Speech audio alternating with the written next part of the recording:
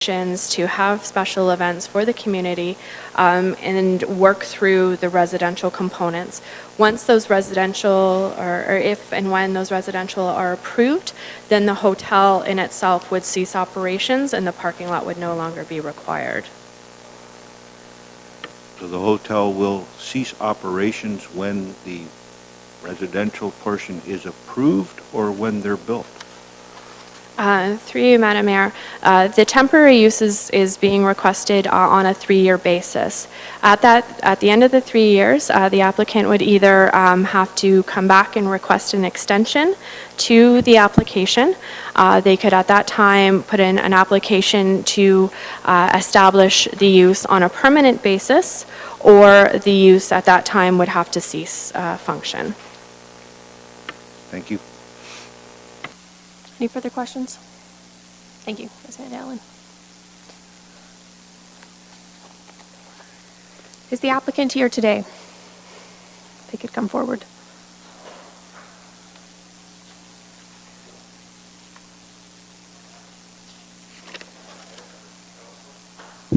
There we go. Good evening.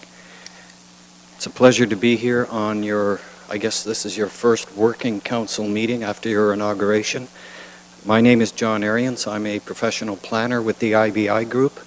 While my office is in downtown Hamilton, I have a number of projects here in Norfolk County, and I look forward to working with this council as those applications come forward. The application that we brought tonight is a very special and a very unique type of project. It involves the adaptive reuse of a very important heritage resource, and the redevelopment of this property is fully in line with your very strong economic development, tourism focus that's found in your official plan, particularly for the Lakeshore area, which includes the communities of Port Dover and others. With your permission, Madam Mayor, I do have a PowerPoint presentation I'd like to share with Council. Please. Thank you. I'd also like to introduce Brianne Comley. She's a planner with IBI with me in Hamilton. She's assisting me on this file. And Miss Linny Steffler is here as well, the owner of Clonmel. Thank you.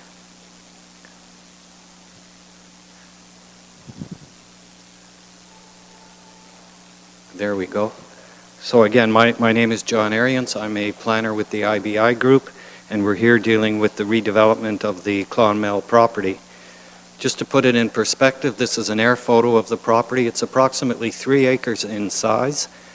The historic home is facing the corner of Prospect and Tisdale. It has its backyard to Clonmel Lane. However, it is accessed from Clonmel Lane. And you can see on the right of that slide, we have a number of townhouses and 2 single-family dwellings. I think there's 22 in total. Once upon a time, they were part of the Clonmel property, and they were redeveloped by the former city of Nanticoke many years ago, through a prior development application. There was some suggestion in some of the correspondence that the development of the townhouses was before an Ontario Municipal Board hearing, and for some manner or some way the Ontario Municipal Board placed restrictions on this property, and that simply isn't so. An OMB decision dealing with townhouse rezoning had absolutely no impact on the Clonmel 3-acre parcel whatsoever. Now, many historic homes, despite designations and despite the Ontario Heritage Act, end up at the wrong end of a bulldozer. And I'm saying that quite frankly because if it were not for the efforts of individuals like Ms. Steffler, who are basically, they fall in love with a heritage property like this, they invest hundreds of thousands of dollars to, put new roofs on, fix the electrical, add new plumbing, copper downspouts where there were previously just aluminum downspouts, restoring all the windows, the mechanical, the ventilation, all the systems within the dwelling. You can have all the designations you want in the world, but when a property is derelict and virtually abandoned, but for the efforts of an individual property owner, the heritage would have been lost. So Ms. Steffler actually has a vision for this property. And as the property sits today, yes, there's been a history of special events, whether it was weddings or even a music festival or New Year's Eve parties or community fundraising events with different social organizations or community clubs. There's always been a history. The problem with grandfathering is that we have to be able to prove that there was a lawfully established use and that that use has been continuous. And for those reasons, we're not able to proceed under a grandfathering clause as much as we would have liked to. But clearly, this property has a historical use for special events. Having said that, the other permissions on this site allow a B&B. Now, Shannon mentioned 3 suites, but I was always under the impression that we had permission for 5 suites. But whether it's 3 or 5, it doesn't really matter because there are 9 suites within this complex, within this building. So a B&B of 3 means there are 6 unused. A B&B of 5 means that there are 4 unused. So in order to use this building to its full potential, we needed to either amend the B&B definition or seek an alternate use. And the alternate use that we worked out with staff was, well, for all intent and purposes, let's call it a hotel. And that's why we have this temporary use today, seeking a hotel permission so that she can fully utilize all of the 9 suites as guest rooms, so that she can have a restaurant to serve meals to those guests.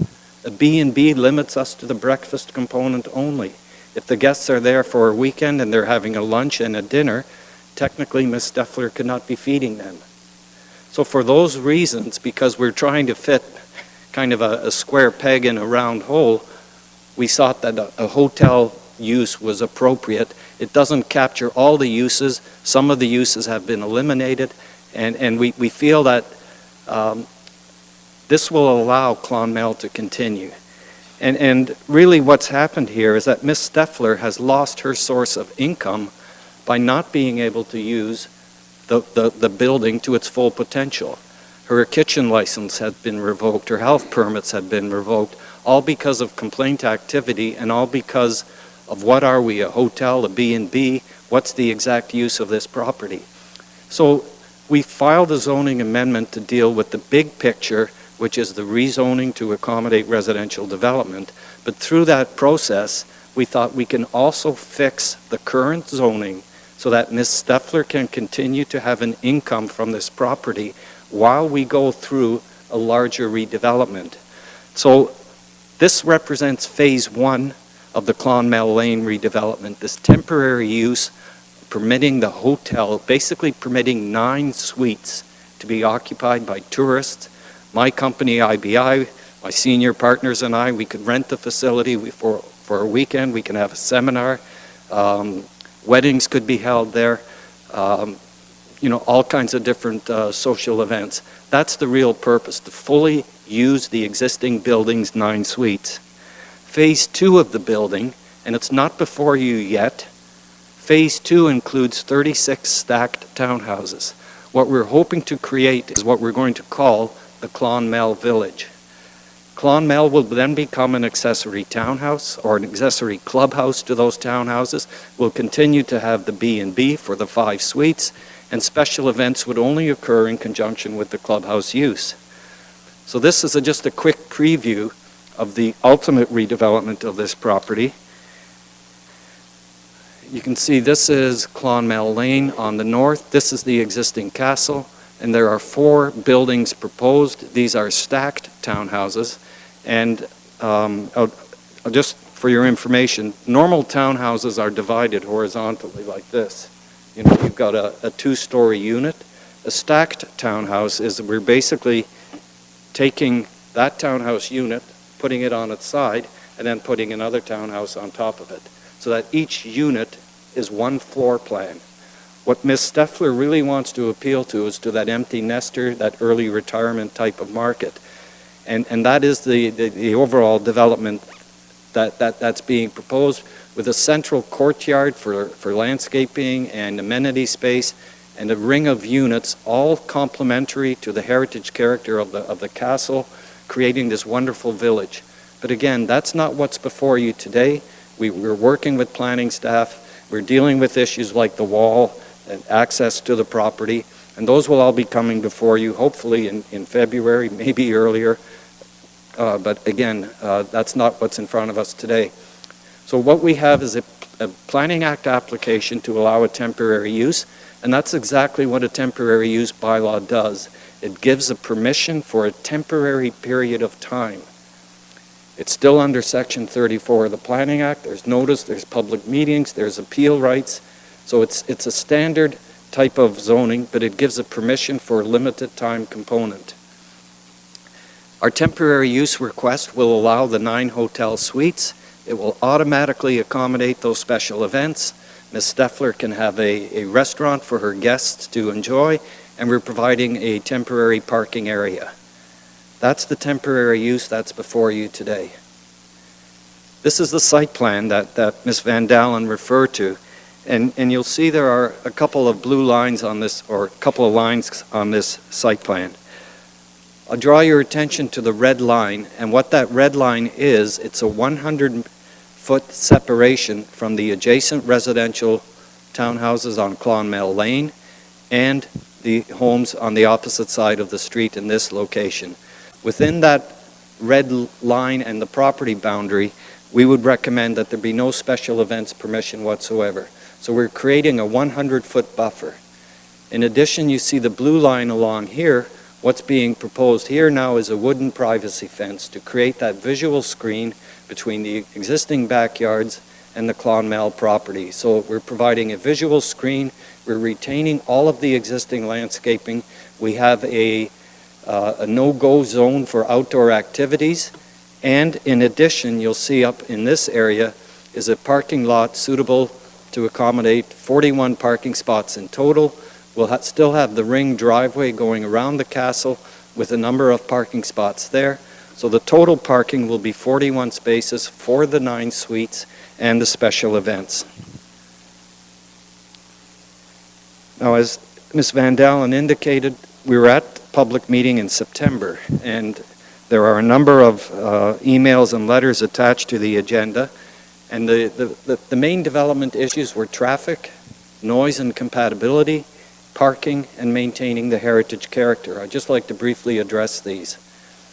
First of all, the 9 suites will not generate significant traffic volume. And what transportation engineers look at is they look at the morning peak and the afternoon peak. Those are your rush hours. And if your traffic can be accommodated during those peak periods, the rest of the time is not a concern. Hotel use generally does not contribute to those peak periods. People are not rushing to work, they're at a hotel. People are there for vacations, people are there for tourism. They don't generate significant traffic. We've suggested a limitation of only 50 persons for the special events. Planning staff have said that's fine. 50 people is harder to enforce. We're going to limit you to the floor area of 170 square meters, and that's an appropriate method as well. If council wanted to put the 50 persons in the bylaw, we would be happy to accept it. There is no change to the access points. There are no changes to the driveways. We have safe access coming in off Clonmel Lane. There's absolutely no concerns from a traffic perspective. With respect to noise and compatibility, I pointed out the 30-meter setback. I pointed out that existing vegetation is going to be maintained. We've provided a temporary parking area as far away as possible as we could from our neighbors, and we've proposed a 2-meter high privacy fence. And then the outdoor special events, it was our recommendation to include no amplified music after 6 p.m. Now, your staff are reluctant to put that in a zoning bylaw because it's not a common zoning requirement, and I agree it's not common. But I can show you municipalities where we have outdoor patios, downtown Hamilton, for example, where amplified music is limited to certain periods of time. So, and those are within zoning bylaws as well. So it is possible. You have, here in Norfolk County, you have resort residential, a seasonal accommodation. That includes a timing element. It's a seasonal time, but timing can be placed in zoning bylaws. We've provided a parking area. We're calling it as a gravel parking area because ultimately the hotel use will only be there for the 3-year period, and then there will be a townhouse building where that parking lot is proposed. So again, we specifically place the parking area so that we don't disturb existing vegetation and we can accommodate the long-term vision. There's also new parking being proposed around the castle, and as I mentioned, a total of 41 spaces, which will be more than sufficient. Ms. Steffler has also recently erected a sign on the front directing her guests to park on the Clonmel property and not to park on neighboring streets. Many of the residents feel that they own the street that their homes front upon, but we call them public streets because they are public. And if any of those residents were to have a 50th anniversary party and the cousins from Winnipeg come over and the cousins from different municipalities come over, they can't all park on their driveway, they park on the street. That's a special event. Parking is accommodated on streets, but regardless, Ms. Steffler has put up signage to require her guests to park on the property. With respect to heritage, we were before your Heritage Advisory Committee almost 2 weeks ago. They fully support the adaptive reuse, they fully support the hotel use, and there are absolutely no changes being proposed either to the exterior or to the interior of this wonderful heritage building. It will remain as it sits while it's being used as a hotel, and ultimately while it's being used as the clubhouse for the townhouses. So our conclusion, members of council, is that we are seeking a hotel, and I've put that under brackets because it really is the proper description for this use and the number of suites that are intended. We feel that the hotel is compatible. Your planning staff have also agreed. The building is going to be well buffered and separated. There's sufficient on-site parking and there are absolutely no safety concerns. I talked about the issue of grandfathering and why we are not pursuing it as much as we would have liked to. It just would have involved too much paperwork, too many affidavits from previous owners, and was it a continuous use? Was the use ever abandoned? You know, it was easier because we had a zoning application. Let's just add this to the list of zoning. Staff have agreed. They brought it here as a temporary use. It might take us 2 years to build the townhouses or to get the zoning and the site plan and all those other wonderful documents approved. So the temporary use for 3 years allows Ms. Steffler to have a source of income to fully maximize it. And my conclusion is this is the appropriate adaptive reuse of a valuable heritage resource. And to answer your question, sir, earlier about, you know, how can a hotel be an adaptive reuse? And, you know, I can give you many examples of similar situations where a heritage property is being redeveloped for an alternate use. And in St. Jacobs, we have the blacksmith shop. Well, nobody shoes horses there anymore. Nobody builds wagon wheels or axles anymore. That's now a boutique. It was repurposed. It has an adaptive reuse. Langdon Hall in Cambridge is another fine example. In fact, it looks much the same as Linney's property. These are heritage properties that have been repurposed. You can't expect someone to come in and buy it and use it as a single-family residence as much as we'd like it. There has to be a viable, alternative, adaptive reuse that respects the heritage and still remains in character with the neighborhood and is compatible. Those are my submissions, Madam Mayor, and I'd be pleased to answer any questions. Thank you, sir. Normally I turn it over to the councillors here. I just wanted to make one clarification. I apologize for even discussing the legal non-conforming. I had a conversation with Ms. Steffler, and I was left with a different impression out of that conversation. So if that was something that you were never interested in pursuing, my apologies. So I'll turn it over now to the councillors. Councillor Van Passen. Yes, thank you, Madam Mayor. Just a little bit of clarification from the delegation. You talked about special events for 50 people, or planning staff suggested 170 square meters. Yes, sir. That's indoor, correct? Through the chair, the 170 meters is indoor, correct. And that's why we added the 50 persons to cover that outdoor event. Well, but outdoor, under a hotel zoning, special events are a given. They don't need a permit. So are you suggesting anywhere that you limit the number of people for outdoor special events? Through the chair, that is exactly what we applied for, a hotel with a special event, permitting or permissions to allow a maximum of 50 persons. That's what we applied for. together with the 170 square meters inside. Thank you. You're welcome. Any further questions? Councillor Martin? I don't know if you can speak to this or not, but is it not a viable option for Ms. Steffler to work through her kitchen permitting and continue on as the B&B until the second application comes forward to council in an effort to work with her neighbors? So through the chair, the B&B really represents an underutilization of this building, whether it's 3 suites or 5 suites. When there are 9 beautiful rooms with, fully accessible washrooms with them, it's just an underutilization. And the 9 suites will give her, a viable source of income. As you can appreciate, there's been significant costs incurred to restore this landmark. There will be additional significant costs to redevelop the property. Development charges, park dedication fees, site plan process, construction, servicing. I mean, it requires a source of income, and the ability to maximize the 9 suites will provide Ms. Steffler with that greater source of income. I do understand that, and I sympathize with Ms. Steffler in that situation. However, for me, I am a large proponent of economic development, tourism, and additionally accommodations here in Norfolk County.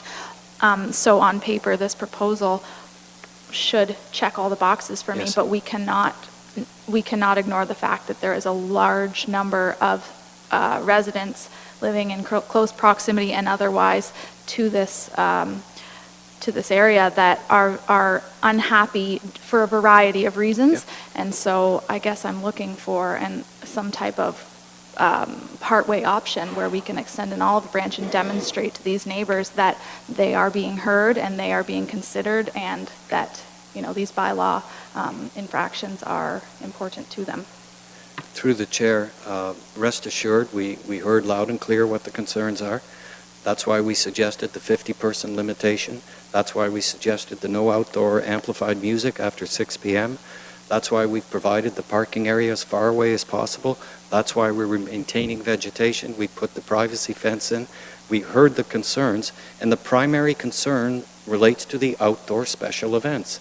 So let's corral those. Let's shrink wrap them. Let's make them as tight as we possibly can, giving the owner some flexibility while protecting the neighborhood. And I think we've struck that balance.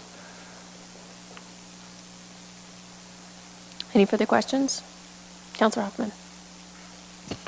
Again, I'm sure we're probably going to hear more comments in terms of the individuals who live in the area. But just going through a lot of the documentation and the emails sent and the concerns with previous bylaw infractions, it does sound that this road has been a little rocky. Yes. Fair enough? Okay. Absolutely. And that maybe, yeah, I don't know how to put this as politely as I would want to, is that, yeah, there's probably been some conversations and some back and forth that probably didn't need to happen that have made this road less than amicable. Do you really think that based on the some of the amendments, this outdoor music not being after 6, I just can't see that would happen? I mean, I like to play my music on my back deck after 6 o'clock, and I'm not having a special event. So I just want to make sure that we're not in an area where we're going so far to, to make amends that we move this forward where things are just really an unreasonable promise, I guess, Yeah. for lack of a better word. So again, through the chair, I think what we have to do is look for that balance. And it requires an operator who's willing to abide by the rules and regulations, and it requires residents who are willing to put up with some nuisance. Okay, not a lot of nuisance, but some nuisance. And clearly having a wedding there with some string violins and, is not a real concern. The wedding is during the afternoon. It's at night, and it's the amplified music. It's the you know, the bass and the drums, and that's what carries so much. So if we can eliminate that component, and we have an operator who's willing to eliminate that component, we're willing to put it into legislation, whether it's a bylaw or a license or a site plan or whatever vehicle you wish to utilize, we're willing to abide by it. You're welcome. Any further questions? Thanks, sir. Thank you. At this time, I'd like to ask if there's anybody that would like to speak in favor of the application.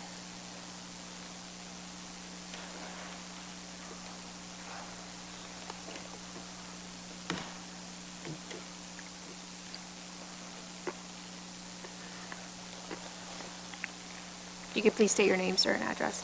Thank you very much. Good evening, Your Honor, and I'm very happy to be able to address you for the first time. Thank you. I hope this is heard by everyone. Is that all right? My name is Ronald E. Baker. Please call me Ron.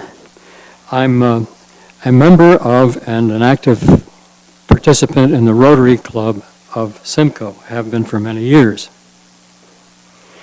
My comments in favor of this proposal are made on behalf of our club, and I have the full authorization to represent the club this evening. During the last weekend in November, the Rotary Club of Simcoe organized an annual holiday house tour, which I think many of you are familiar with. You've probably seen flyers and brochures around like this. I could pass out, this is the only copy I have left, I can pass it to the councilors for their view.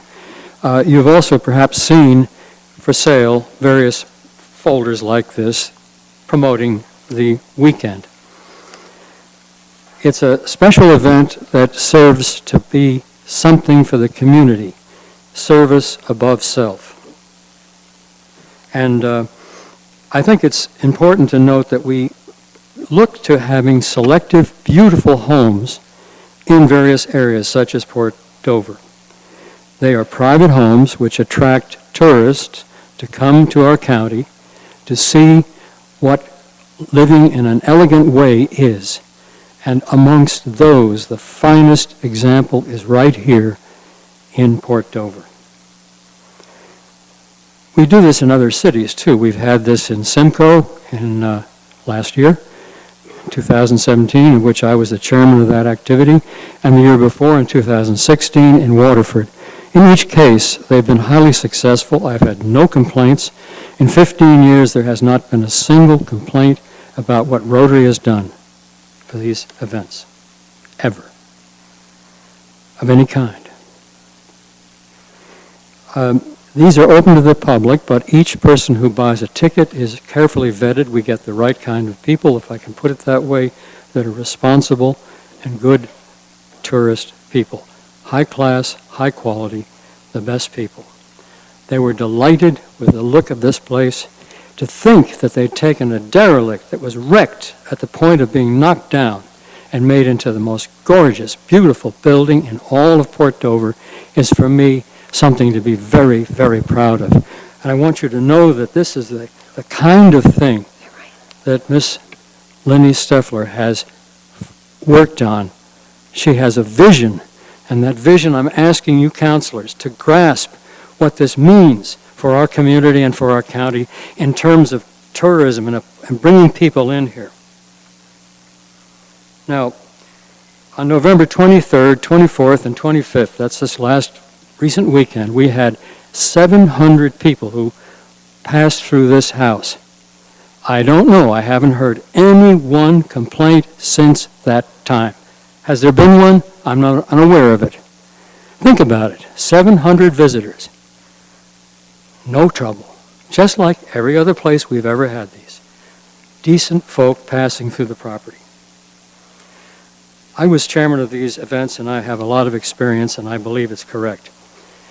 Now, the Rotary Club supports these events, and we get support from local businesses that buy materials to print these articles and advertise the program. And this community support is the sort of thing that we look for. We have great background from the community. Lenny Steffler's Clonmel Castle was a key site among the 6 that were visited by more than 700 guests during this tour. They helped to facilitate our record, and I say record, 2018 net proceeds of nearly $14,000 after all expenses, which Rotary will use for the community. Now, it's the crowning example of the kind of person you're dealing with, Lenny Steffler. She has numerous other community efforts. I don't need to go into all of them, but that's the kind of person we are welcoming into our community here, gentlemen and ladies. And I want to see you join with Rotary enthusiastically in supporting this idea and giving us the kind of help they need to achieve a very modest request. Please, I'm asking you again, everyone in Norfolk will benefit, every community from where I'm from, Port Rowan, onward, to the friendly hospitality and her willingness to be a good business corporate citizen of Norfolk County. Please, please, I ask you again, all of you, vote to help Lenny fulfill her wonderful vision of making Clonmel Castle and Estates a beautiful, shining example in Dover, and a destination that will draw people from throughout the province, throughout our country, and even from abroad, compatible in every way with all her neighbors' concerns. She wants to be a good neighbor. She invites her neighbors. She doesn't want to quarrel with them. She's looking for peace and harmony at all times. And so I ask you again with the greatest fervor, so with the support of my Rotary Club, we are behind this 100%. Lenny is an honorary member of our club. She received 100% vote of appreciation. Please give her the support she asked for. It's not unreasonable. Thank you. Thank you, sir. Any questions from the councilors? Thank you. Would anybody else like to speak in favor of the application?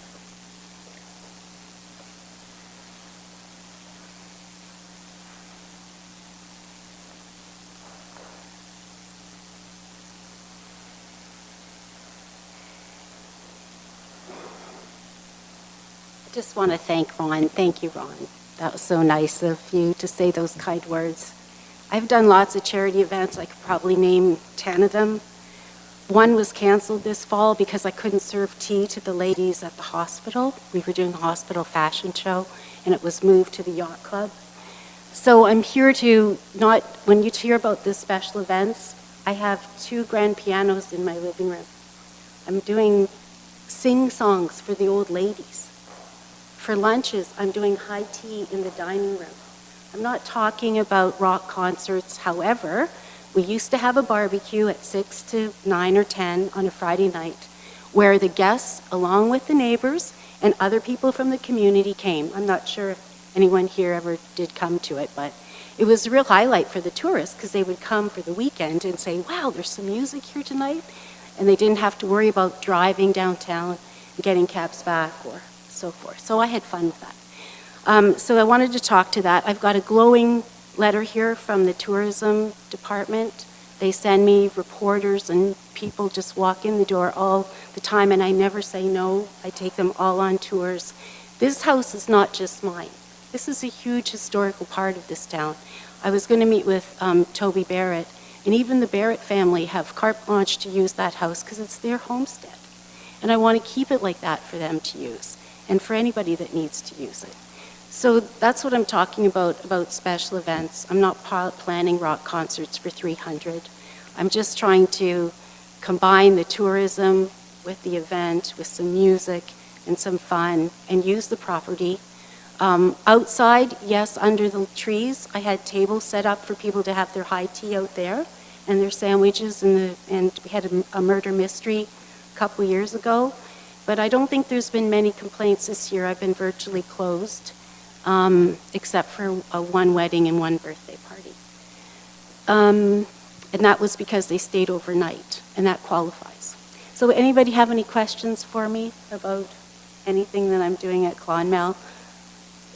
I just wanted to give you a chance to ask me if you had it. But yeah, I was really proud that the Heritage Committee endorsed me 100% because of what I've done to save the house and to our plans on how to develop without even removing a tree. So I'm proud of that. So thank you, and I want to be a good neighbor, and I'm certainly not trying to hurt anybody. I think we do have some questions, actually, if you Okay. just want to hang on. Councillor Martin. Hi. Can you speak at all to the special events that you would like to host if this project goes forward, and the duration at which you would like to host them? Nothing, obviously, to commit you here today, but are you able to elaborate on that a little bit? Yeah, I think I just did. The high tea is The a special duration? event. That's Sorry, 2 hours. frequency. My apologies. Frequency. Well, I can't do high tea every day. It's a lot of work. And I have two employees, and so we do them once a week, usually like on a Sunday afternoon or a Saturday afternoon. The other events like a shower, baby shower, where they want to have a high tea, that's all in the house. There's no, I don't know, usually 2 or 3 events a week, maybe. Friday night, music in the library or in the Casablanca room. Okay, so I guess it would depend on additional bookings that you might receive, but you would plan to have 2 to 3 events in a week. That would be ideal. I would love that if I got 2 or 3 events a week. Okay, But thank you. people have to book them too. Usually, I'll get 2 showers a month. It's not like that much. That's why I used to love to have the Friday night thing, because it brought more tourism in to stay over. Any further questions? I guess my question just relates to, because this is treated as a separate application than the development application, and it's on a temporary basis, I just want to be clear that if one went through, that doesn't necessarily ensure that the second application would pass through council. So on that basis, in the event that that did not happen, I guess perhaps How do I this see question the should have been future? directed to Ms. Van Dalen. What would happen to the hotel provision at that point?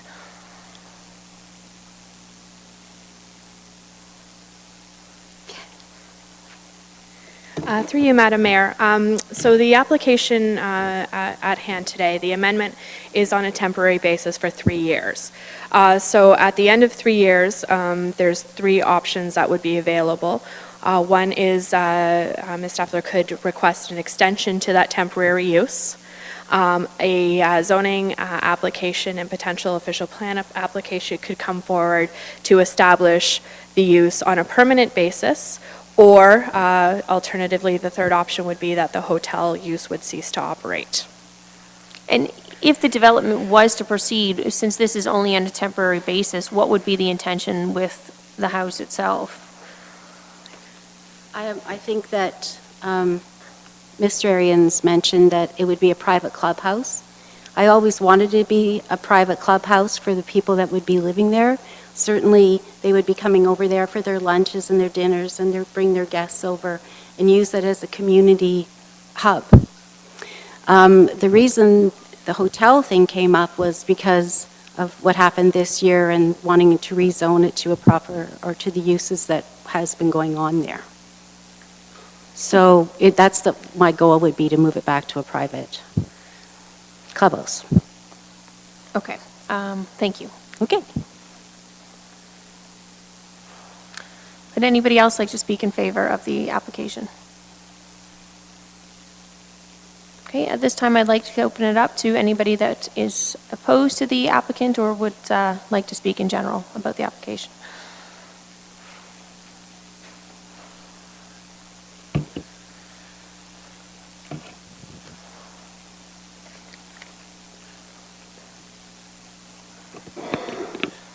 Good evening, Madam Mayor and members of council.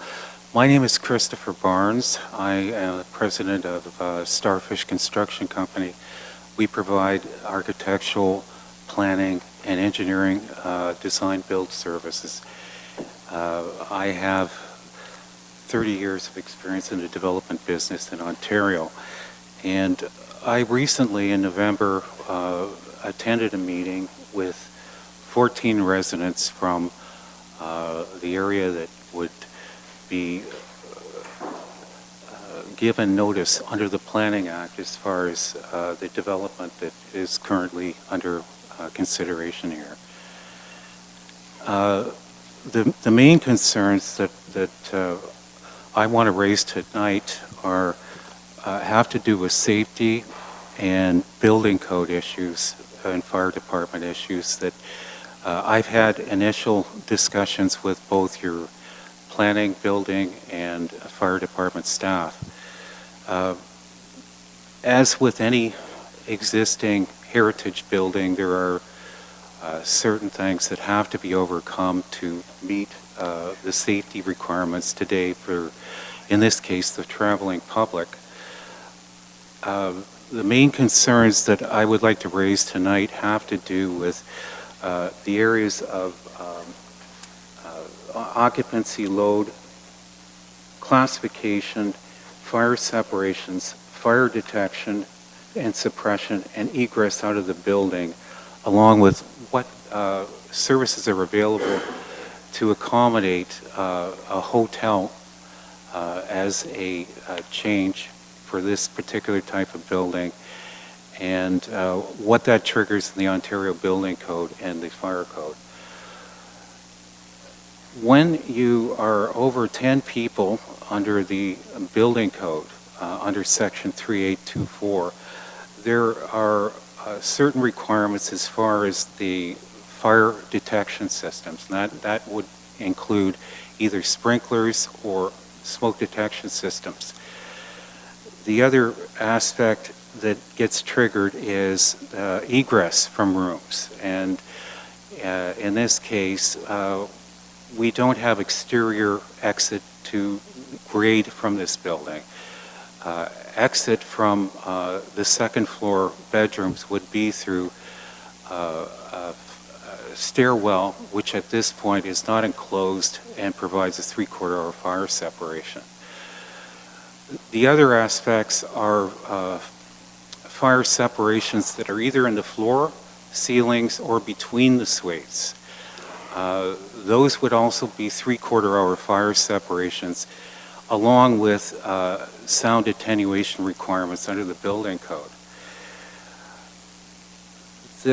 The other aspects of the building that are of concern are if parking is going to be contained within the property itself, that would not create a situation as far as the access route for the fire department. Once there is a lot of parking on Clonwell Street, there may be issues as far as the fire route and getting access to the building, since it is right now only one entrance way in, and it would be classified as a building from one street. So essentially there are a number of either fire code or building code issues which I can definitely give some further clarification as far as those sections are concerned. But the other aspect I think that council should consider here tonight is that under the Municipal Act, Section 150, bracket 2, it limits the uses of buildings or facilities that the council may consider as far as the health and safety, nuisance control, and consumer protection for the traveling public. There are a number of regulations that deal with, preparation of food that would fall under the health and safety requirements, and there are a number of issues that address the hotel itself that would include also emergency lighting to get out, and a number of other areas that at this point, with a single-family house in the condition that it's in right now, would not be addressed if council was considering extending this as a use as a hotel. I would suggest that at this point, given all the regulations under the building and fire code, that using it as a hotel creates a situation for the traveling public that would be unsafe under the current legislation for the building and fire codes. There are other issues that some of the members, there are 14 of them that I met with that have agreed to have me come in front of council here and explain some of the building code and fire code issues. They also would like to speak tonight, but I wanted to start off initially with those specific issues that deal with the public and its safety and the operation of the building. If Okay. there are any questions from council on this, I would be more than happy to address those.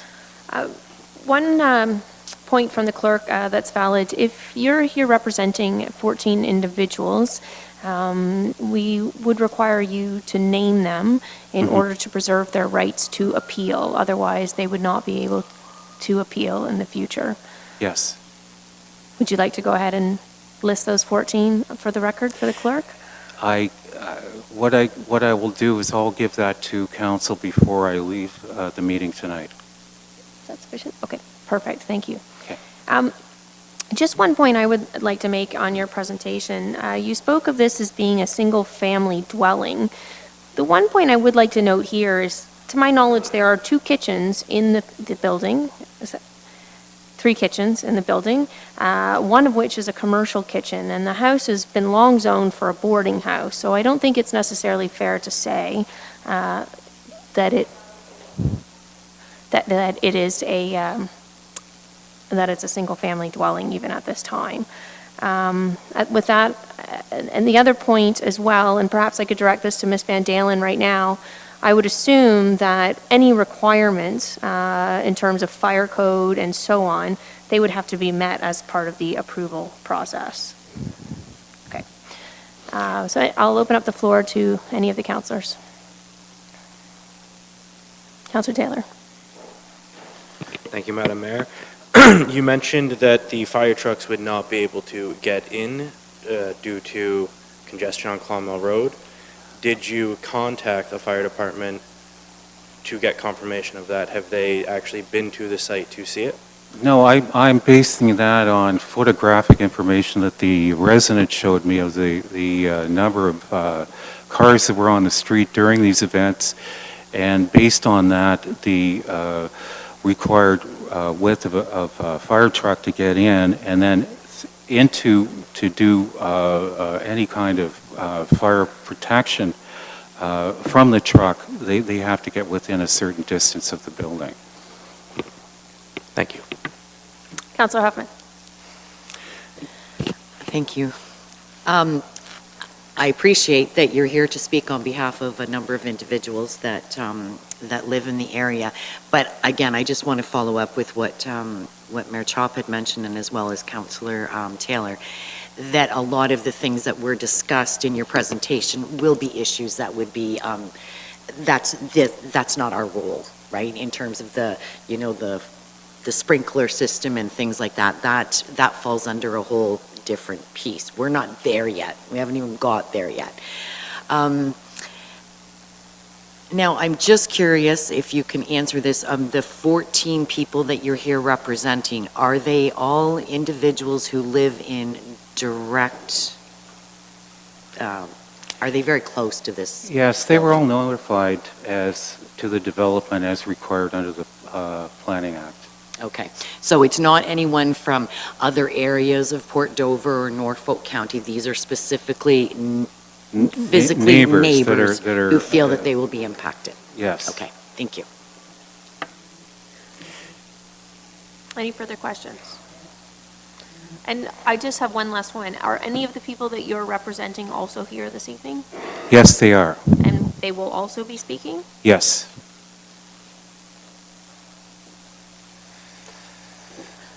Okay, thank you. Oh, one last point regarding the decision that you're looking at today. When you look at extending a use that already doesn't comply with the Ontario Fire Code and Building Code, I hope Council understands that there is a safety issue that would be involved if it is agreed to go ahead. Thank you, sir.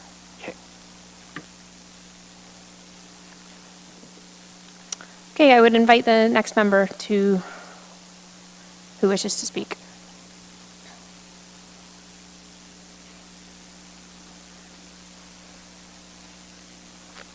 If you could please state your name and address.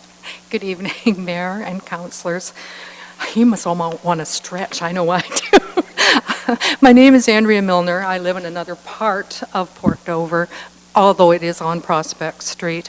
I have some questions for staff with regards to this application to change the zoning for this property on a temporary basis.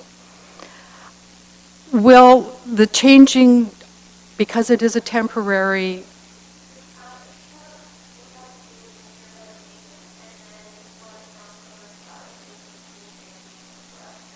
then I'll just ask it generally. Okay, I'm sorry. I was not aware of that. Okay, thank you for that clarification. So with regards to this application, if it's going to be on a temporary basis, are all the current and relevant Norfolk County permits required? For example, the change of use permit, has that been applied for? Has there been a building evaluation? And the reason I ask that is because this property is already being advertised as a hotel. So I'm assuming that permission has already been given and there is a building supervision, a building evaluation. This building is currently zoned single residential and it is going to a hotel. A hotel designation. If you are doing that, you do need other permits, and I'm just wondering, have they been applied for? Has the building code been addressed for the hotel code aspects of this? I noticed on the bylaw there was a holding provision. The bylaw will not be enacted until the site plan is completed. If these permits are required, they have not been applied for, and they have not been approved, would it not be prudent upon council to add a clause that all permits have been applied for and approved, and the building has passed building code inspection as a hotel? Thank you.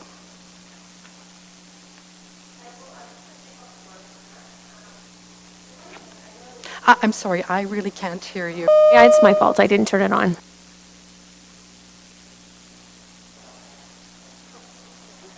There we go. Okay. The one thing that we have to consider, to suggest that somebody has to go and meet all of the building code regulations for a hotel prior to that approval being granted, that would be a tremendous amount of money that's going to be required out of Ms. Steffler if this was to go through, to be invested in that property. So to invest that amount of money and then not receive the permits would be very difficult to encourage development from people, because that's a pretty big risk to take. Those requirements that you speak of, and the planning department can correct me if I'm wrong, those are all legislated requirements, the building code and what falls within that, sprinkler systems and so on. So she would not be able to get those permits per se unless she demonstrated that she had complied with all of those requirements. So the first step would be to ensure that she has the correct zoning and what she's doing is proper, to bring it forward. And then the second step, once that's completed, she would then have to demonstrate that she has complied with all of the additional regulations before any of those permits could be issued, unless I'm wrong. Okay, thank you. Any further questions from the councilors? Okay, thank you. Okay. Just to clarify further, so she has to have all of these permits in place before this bylaw can be passed. Is that what you're saying? No, the bylaw could be passed that would Yes. allow the zoning on the property. She would not be able to receive her permits to be able to operate until all of the additional requirements were met. Okay. That is, to comply with the building code, So with the fire code. If the bylaw is passed she still has to apply for and have approval of these permits. She would have to have the Correct? necessary inspections Okay. and so on, This absolutely. lady has shown total disregard for permits, for receiving permits and bylaws. The fact that she's already advertising her property as a hotel says to me that what is going to deter this? Okay, we appreciate your comments. Thank you. Would anybody else like to speak?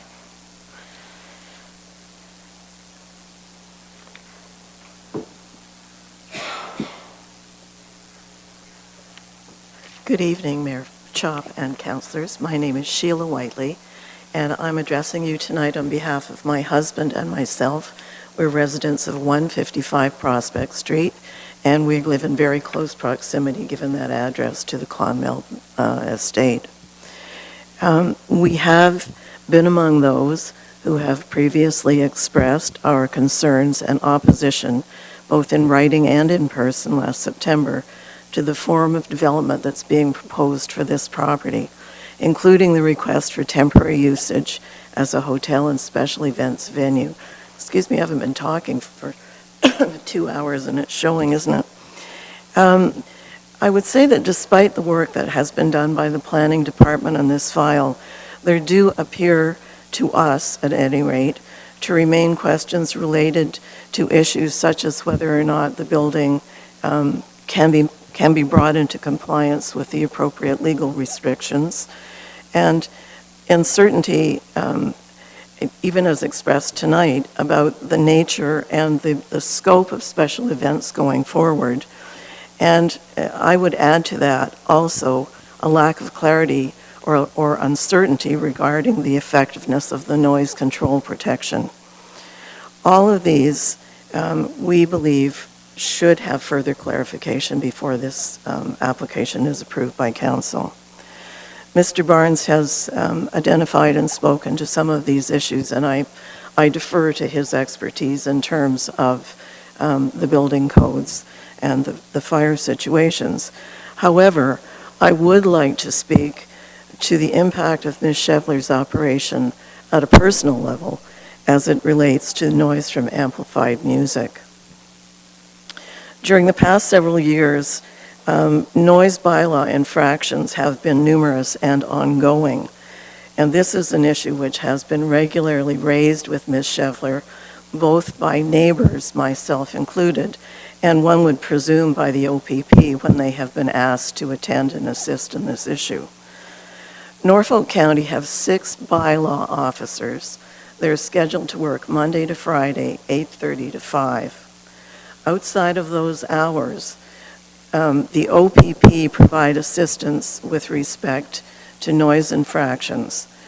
And that's part of their contract with the county, on the understanding that their officers will attend as they're available to do that.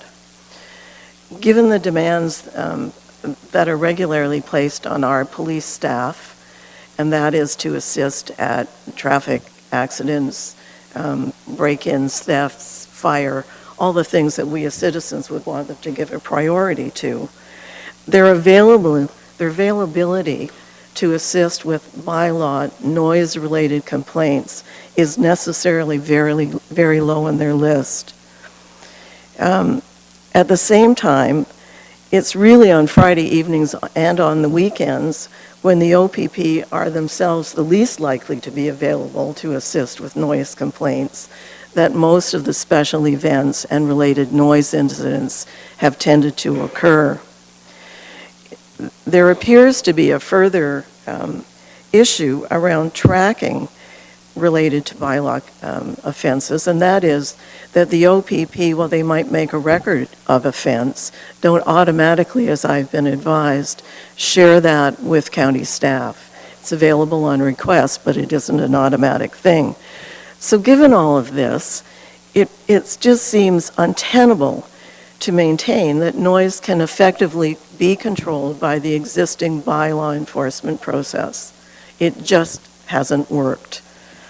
Of course, we understand that while we're in opposition to this, there are people who would like to see Clonmel used for this purpose. And you know, we agree it's a beautiful spot. We live in a place that Norfolk County have identified as historic Norfolk Village.